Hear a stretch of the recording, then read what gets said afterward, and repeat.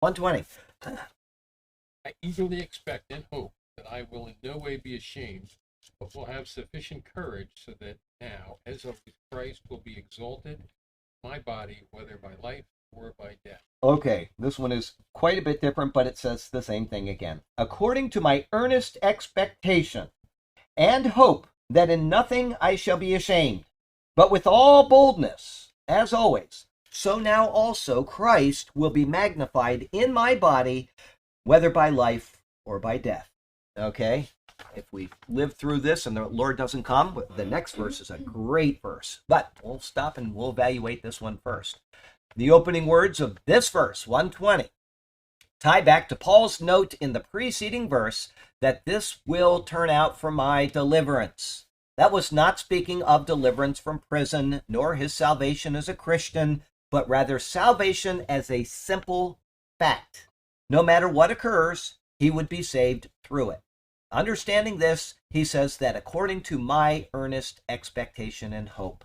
The word translated as earnest expectation is found only here and in Romans 8, verse 19, when speaking of the earnest expectation of the creation that eagerly awaits for the revealing of the sons of God. Okay, that's the verse there. It is the word apokaradokia, which comes from three separate words.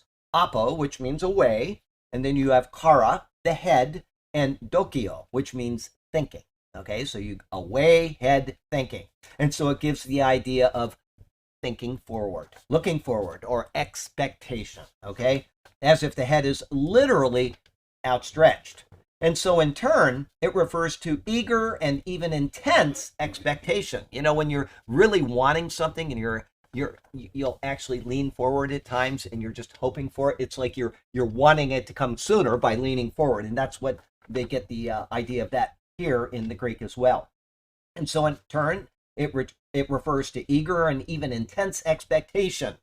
One would then mentally think of the eager straining of a marathon runner running with his head outstretched and his eyes only on the finish line. He's doing this and he's just stretching forward to be the first person across there. For Paul, it means that he has ignored all that is lesser and his eyes are focused solely on that which is greater, which is the exaltation of Christ in his body.